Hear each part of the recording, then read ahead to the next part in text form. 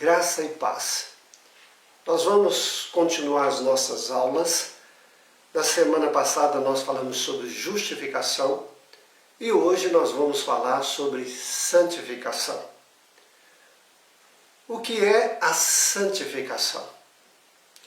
Santificação é um ato e o processo pelo qual o Espírito Santo de Deus transforma o nosso ser, o nosso caráter, a nossa conduta em semelhança à conduta, o ser de Cristo Jesus. Efésios 4, 12 diz assim: com vistas ao aperfeiçoamento dos santos para o desempenho do seu serviço, para a edificação do corpo de Cristo, até que todos cheguemos à unidade da fé e do pleno conhecimento do Filho de Deus, ao estado de pessoa madura, à medida da estatura da plenitude de Cristo Jesus. Veja, o propósito de Deus é nos transformar à estatura da plenitude de Cristo Jesus. Por isso haverá uma atuação do Espírito Santo de Deus neste processo de santificação até que nós nos tornemos cada vez mais semelhantes à pessoa do Senhor Jesus Cristo. A palavra santidade, ela vem da palavra santo. A palavra santo no hebraico é a palavra kadosh e no grego é a palavra ágil. Ambas significam a mesma coisa. Significa separação, significa purificação, significa tirar de uma certa vida e nos colocar numa vida de acordo com Deus. A santificação, na realidade, é Deus nos separar para Ele. Antes nós servíamos o mundo e a partir do momento que aceitamos Cristo Jesus, passamos a servir o Senhor nosso Deus. Como Deus é santo, aqueles que devem servir a Deus também devem ser santos. Então, a santificação, primeiramente, ela é um ato divino. 1 Pedro 1,2 diz, eleitos segundo a presciência de Deus Pai, aí diz, em santificação do Espírito. Esta expressão, em santificação do Espírito, é uma ação de Deus nos colocar no Espírito Santo. Esta preposição em, no grego, significa dentro de. Deus nos tirou de uma vida errada e nos colocou dentro do Espírito Santo de Deus. E também é colocado como o Espírito em nós. Estamos dentro do Espírito, mas ao mesmo tempo o Espírito está em nós. E isso para nos dar condições de vivermos o projeto de Deus de santidade nas nossas vidas. Há uma ação humana? Sim. A santificação, ela envolve uma ação divina, mas também envolve a ação humana. 1 Tessalonicenses 4, 3 a 7 diz assim, pois a vontade de Deus é a santificação de vocês. Esta é a vontade de Deus. Aí diz que se abstenham da imoralidade sexual. A santificação, ela envolve a cada um de nós, como diz aqui, em abster-se da imoralidade sexual. Então Deus, Ele atua nas nossas vidas para que nós tenhamos condições de fazer, de trabalhar, de tirar as coisas erradas do pecado. Vamos supor que nós fôssemos colocados em uma sala que talvez você nunca estivesse entrado. E Deus então te colocou dentro dessa sala E dentro dessa sala tem N coisas para te ajudar. Vamos colocar, usando um exemplo de uma pessoa que quer ser professor. Ele sente a vontade de ser professor e para se tornar professor ele precisa o quê? De estudar. E esta sala tem todas as coisas para que ele possa se preparar para ser professor. Existem livros de didática, existem livros que vai mostrar para ele o que ele precisa melhorar para poder ser um professor. E aí ele vai aprender N coisas. Existem muitos recursos dentro dessa sala. Recursos dentro da área psicológica, da área do conhecimento, da área da atuação, o que essa pessoa vai poder fazer. E assim esse indivíduo vai aprender N coisas para ser um professor. É mais ou menos isto. Deus nos coloca dentro da sala do Espírito Santo e nos diz, você tem isto, você tem isto e você tem isto, todos os instrumentos ou ferramentas para você ser um crente melhor. Vamos dizer que isso é a nossa santificação.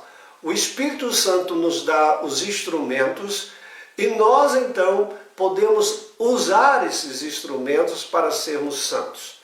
Como diz nesse texto, 1 Tessalonicenses, diz assim que se abstenham da imoralidade. Então há uma ferramenta que é as condições que Deus nos dá, e a partir do momento em que você aceita Cristo Jesus, você agora tem estas condições e então você vai usar essas ferramentas. Primeiro, abster-se. Abster-se. Quando você deseja fazer uma dieta, você vai ao nutricionista, ele diz para você, olha, esta comida aqui não é boa para a sua vida, você precisa comer isto e precisa comer isto e aquilo outro. Ou seja, ele te dá as coisas que são boas para a sua saúde. Cabe a você ou não se abster das coisas ruins que ele disse. Essas calorias, isso contém gordura, isso contém aquilo outro. Então se abstenham desta alimentação e então se alimente desta. É isso que o Espírito Santo faz. Ele nos fala ao coração o que é bom para nós e o que é ruim. E cabe a nós, então, se abster daquilo que é ruim. No versículo 4 de 1 Tessalonicenses 4, versículo 4 diz que cada um de vocês saiba controlar o seu próprio corpo em santificação. Ou seja, Deus diz, usando esse verbo, controlar. Controle-se. Diante do quê? Diante das tentações que vocês vão passar. Então nós podemos nos abster, nós podemos nos controlar. E no versículo 7 ele diz, pois Deus não nos chamou para a impureza e sim para a santificação. Ou seja, nesta nova sala que Deus nos colocou, é uma sala de pureza e não de impureza. Porque o desejo de Deus é que nós nos santifiquemos. Bom, por que nós precisamos nos santificar? Uma boa pergunta. Por que você precisa santificar? Hebreus 12, 14 diz assim, procurem viver em paz com todos e busquem a santificação, sem a qual ninguém verá o Senhor.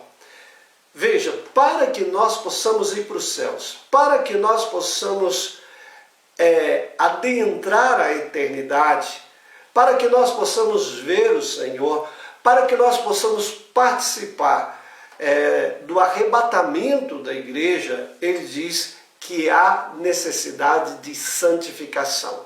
Sem esta, ninguém vai passar por estas coisas, ninguém vai entrar nos céus, ninguém vai estar com Deus. Então, a santificação é a condição primordial para entrarmos no reino dos céus. Bom, como ocorre então esse processo de santificação onde o Espírito participa e onde nós participamos? É bom lembrar que este é o único processo que nós participamos. Por exemplo, na justificação, ela é um ato único de Deus. Na adoção, é um ato único de Deus. Também quando nós aceitamos o Senhor, nós falamos nós aceitamos, na realidade é Deus que nos aceita, é um ato divino. A escolha é um ato divino. Mas aqui há uma coparticipação nessa doutrina de santificação. Bom, como é que é esse processo de santificação? Esse processo de santificação ele começa quando nós nos convertemos, quando nós aceitamos o Senhor Jesus Cristo. Como eu disse, na verdade é Deus que nos aceita. Mas existe esse lado humano de você entender esta graça e você, vamos dizer, responder aquilo que Deus faz para que você então tenha Ele como seu Senhor.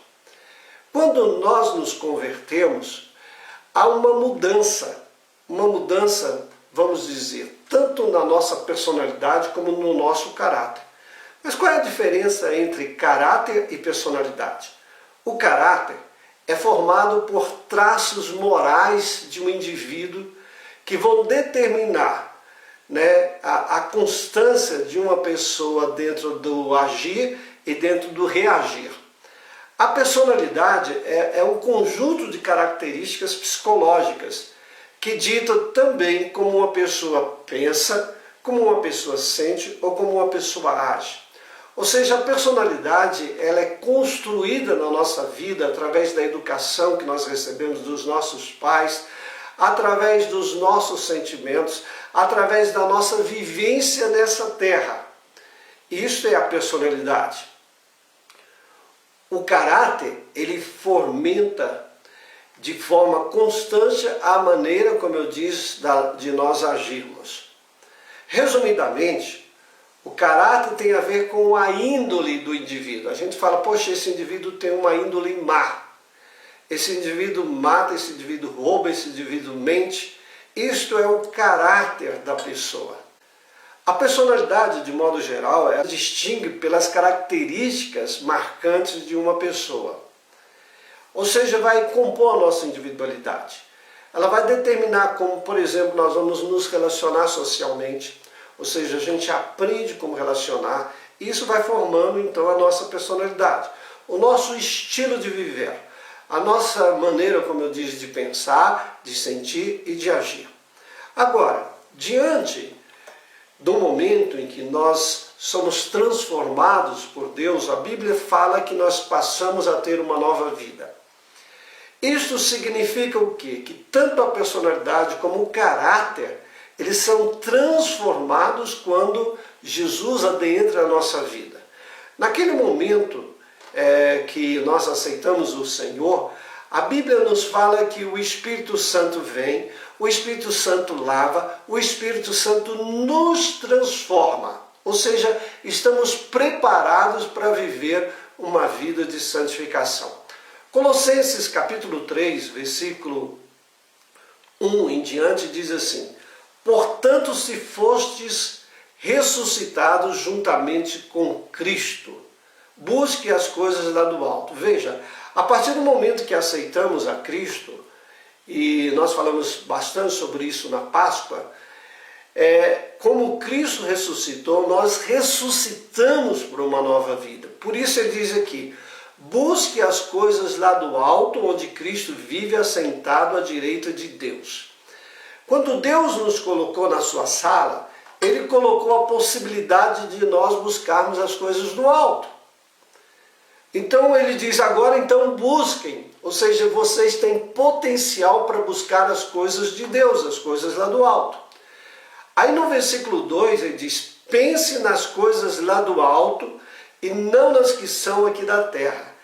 Nós temos todas as coisas relacionadas aos céus. Ele diz então, agora vocês pensem nas coisas lá do céu. E aí no versículo 3 ele diz, por que devemos fazer isso? Ele diz, porque vocês morreram e a vida de vocês está oculta juntamente com Cristo em Deus. Ou seja, devido à transformação, a morrermos com Cristo Jesus lá no Calvário para o pecado, ele diz, vocês morreram, então agora vocês devem buscar. Deus dá para vocês uma novidade de vida. Busque essas coisas. Lá no versículo 5 de Colossenses 3:1, ele diz, portanto, façam morrer tudo o que pertence à natureza terrena, imoralidade sexual, impureza, paixões, maus desejos e avareza, que é a idolatria. Aí diz, por causa dessas coisas é que vem a ira de Deus. Veja, nós morremos por pecado, mas a natureza humana continua nas nossas vidas. E essa natureza humana vai tentar fomentar novamente as coisas erradas que nós vivíamos. Como ele diz aqui, a imoralidade sexual, as impurezas, as paixões, aos desejos e a avareza. Então essas coisas Deus tirou das nossas vidas, mas a nossa natureza humana ainda tem esses desejos. E por isso a vida de santidade é não permitir mais esses desejos estarem nas nossas vidas. No versículo 7 desse texto diz, vocês também andaram nessas mesmas coisas, ou seja, nós fazíamos coisas erradas. E ele diz, no passado, quando vocês viviam nelas. Agora, depois que aceitam a Cristo, ele diz, agora, porém, abandone igualmente todas essas coisas. Ou seja, o processo de santificação é a gente abandonar, é a gente não alimentar mais essas coisas na nossa vida. Aí diz ira, indignação, maldade, blasfêmia, linguagem obscena no vosso falar. E aí ele vai colocando N outras coisas. E fala que nós agora temos uma nova vestimenta, a vestimenta da santidade. E aí eu falei por que devemos viver nestas novas coisas do reino. 1 Coríntios 6:9 diz, ou vocês não sabem que os injustos não herdarão o reino de Deus? Não se enganem, nem imorais, nem idólatras, nem adúlteros, nem afeminados, nem homossexuais, nem ladrões, nem avarentos, nem bêbados, nem maldizentos, nem roubadores, herdarão o reino de Deus. Aí diz, alguns de vocês eram assim, mas vocês foram lavados, foram santificados, foram justificados no nome do Senhor Jesus Cristo e no Espírito do nosso Deus.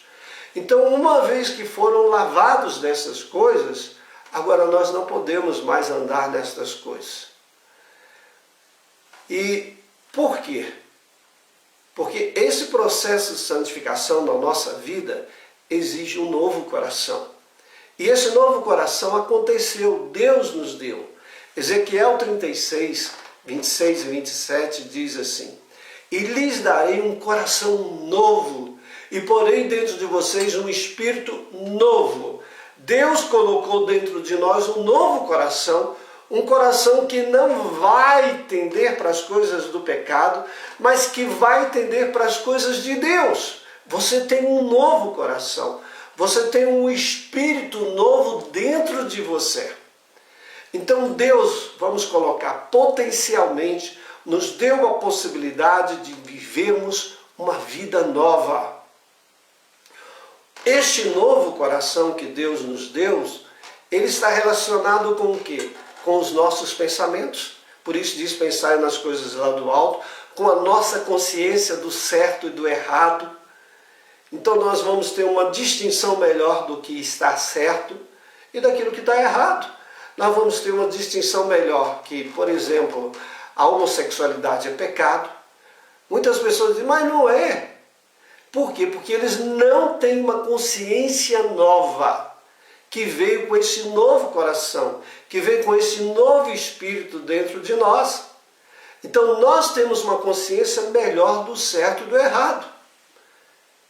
E por isso, Efésios 2, 1 a 4 diz, e lhes deu vida quando vocês estavam mortos em transgressões e pecados, nos quais vocês andaram noutro tempo, segundo o curso deste mundo, segundo o príncipe da potestade do ar. Quando nós não temos Cristo, nós andamos segundo o quê? O curso desse mundo, segundo o que o mundo diz que é certo, ou que diz você pode fazer, e segundo o príncipe da potestade do ar, que é Satanás. Satanás vai mostrar, Satanás vai dizer para eles, sigam por esse caminho. Aí ele diz que estas coisas, nós andávamos nelas, mas agora, né, nos quais vocês andaram outrora, segundo o curso desse mundo, segundo o príncipe da potestade do ar, do espírito que agora atua nos filhos da desobediência. Ou seja, nós éramos filhos da desobediência, e é o espírito do mundo, o espírito satânico, a fazer as coisas erradas. Aí no versículo 3 ele diz, entre eles também nós todos andamos no passado, segundo as inclinações da nossa carne, fazendo a vontade da carne e dos pensamentos, e éramos por natureza filhos da ira, como também os demais. Aí o versículo 4 diz, conclui, mas Deus, sendo rico em misericórdia, por causa do grande amor com que nos amou, Deus nos libertou disto. Deus foi misericordioso para conosco. Por isso, agora, nós temos que andar em novidade de vida. O Espírito Santo, ele vai, vamos dizer, amaciando o nosso coração, vai nos sensibilizando dos pecados. Para quê? Para que nós não voltemos a fazer essas coisas. Romanos 6,14 diz, porque o pecado não terá domínio sobre vós, pois vocês não estão mais debaixo da lei, e sim da graça. Exatamente, Deus nos colocou nesse quarto, que nós vamos chamar o quarto da graça. Deus abriu a nossa mente, Deus nos deu um novo coração, para que nós tenhamos todas as ferramentas de Deus para andarmos em novidade de vida. Bom, nesse processo de santificação, quais são os pecados, vamos dizer assim, que mais tentam nos levar de volta ao caminho errado? Que a nossa natureza humana vai conviver. Primeiro, o pecado de omissão. Tiago 4,17 diz, portanto, aquele que sabe que deve fazer o bem e não o faz, nisso está pecando. Ou seja, você sabe que deve ajudar alguém. Você sabe que deve amar o seu próximo. Você sabe que deve fazer isto ou fazer aquilo outro. Você sabe que deve pensar coisas boas. Você sabe. E aí ele diz, se você sabe que deve fazer o bem e não o faz, nisso está pecando. Ou seja, algo que vai ser muito forte na nossa vida são os pecados de omissões. Ou seja, omitir fazer as coisas. Este é o primeiro, o pecado da omissão.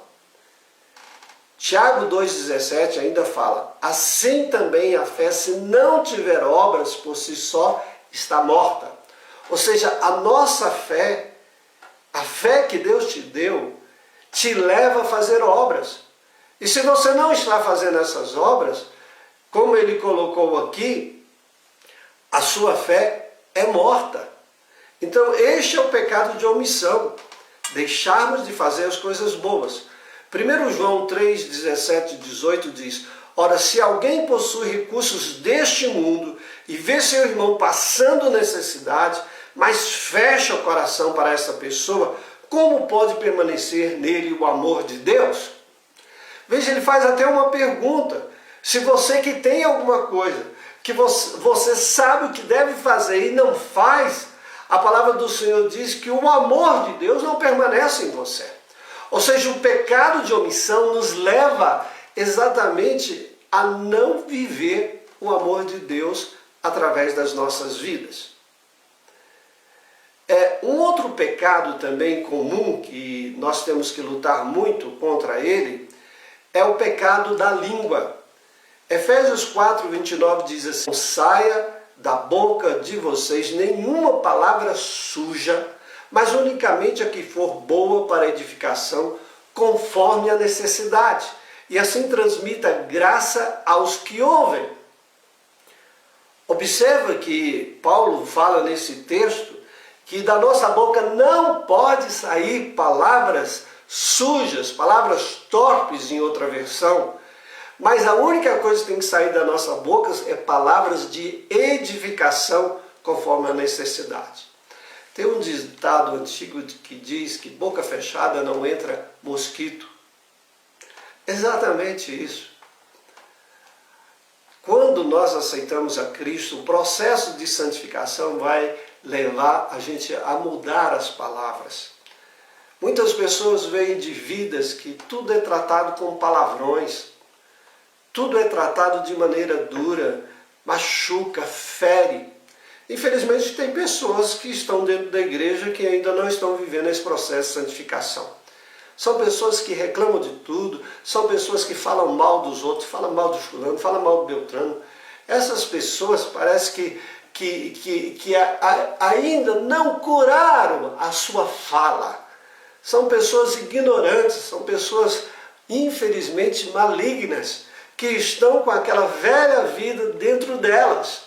O processo de santificação faz a gente ter atenção, especialmente nas nossas palavras, naquilo que nós falamos que magoa. A Bíblia diz que nós temos que transmitir graça aos que ouvem.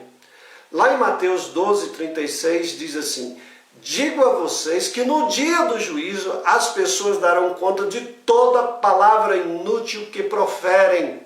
Então nós vamos dar conta de toda palavra errada diante de Deus. Ou seja, Deus vai julgar aquilo que sai das nossas bocas.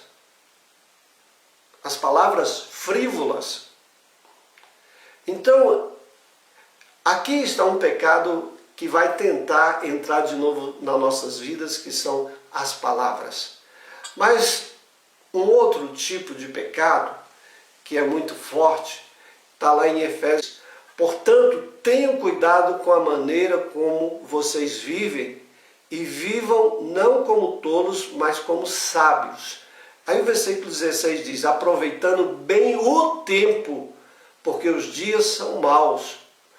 Então, um outro pecado é a gente não saber usar o nosso tempo. E especialmente no momento que nós estamos vivendo, a gente pode simplesmente não querer fazer nada. Então é o pecado relacionado ao tempo. Você gerir o seu tempo. Você usar o seu tempo para aquilo que é bom. E por último, um outro pecado bem costumeiro é relacionado a dinheiro. E é relacionado a você saber poupar, a você cuidar da sua vida financeira e não ficar gastando demais. E esse pecado, ele passa também sobre a questão dizimal. Lá em Malaquias 3,10 diz: tragam todos os dias uma casa do tesouro para que haja mantimento na minha casa. Deus fala de nós usarmos o nosso dinheiro, que na realidade é dele, e dar a Deus o dízimo. O dízimo é 10%. E muitas pessoas que às vezes estão na igreja não se santificaram dentro desta área, da área financeira, da área de abençoar as outras pessoas e da área do controle do dinheiro, em especial também ligado a dar o seu dízimo a Deus. Esses são pecados mais rotineiros na vida das pessoas. As pessoas acham que o dinheiro é muito bom e é a base da vida delas. O dinheiro não é a base das nossas vidas. Quem é a base das nossas vidas é Deus. E quem nos dá as coisas é Deus. Bom, queridos, a nossa santificação, ela deve ser completa. Em 1 João 3,2 diz: amados, agora somos filhos de Deus, mas ainda não se manifestou o que haveremos de ser. Sabemos que quando Ele se manifestar, seremos semelhantes a Ele, porque haveremos de vê-lo como Ele é. A nossa santificação é exatamente atingir isso, sermos semelhantes a Ele. Vamos conseguir 100% nessa terra? Não, mas vamos estar muito próximos. E quando nós formos arrebatados, ou quando nós formos ressuscitados por Deus, aí seremos 100% iguais ao Senhor. Concluindo, queridos, a santificação, então, ela é um processo, onde Deus é o agente primário dessa santificação pelo Espírito Santo, e nós contribuímos com essa santificação, tendo, dentro daquele quarto que eu falei, os instrumentos de Deus para vencer os pecados mais rotineiros, que tentam, através da nossa natureza humana e a influência desse mundo, nos levar de volta para o caminho do pecado. E como a palavra do Senhor diz, nós podemos vencê-los. 1 Tessalonicenses 4,3 diz: pois a vontade de Deus é a santificação de vocês. E aí ele diz as coisas que nós devemos nos abster. Ok, eu espero que vocês tenham entendido sobre a santificação. Se entenderam, então agora vão trabalhar nesse processo. Você é colocado diante de Deus numa nova vida, com um novo coração para viver a santidade. Então viva essa santidade. Deus te separou desse mundo para você ser santo. Seja santo, porque sem a santificação ninguém verá o Senhor. Vamos orar? Pai querido, muito obrigado por estudarmos essa doutrina da santificação. Abençoe a todos, Senhor Deus, que estão ouvindo e que tenham um entendimento melhor do que é a santificação. Esse processo maravilhoso que nos veio quando nós aceitamos o Senhor Jesus como Senhor e Salvador, e esse processo há de continuar na nossa existência. Que possamos, Senhor Deus, nos santificar. Em nome de Jesus. Amém. Amém, querido. Que Deus abençoe. Até a próxima aula.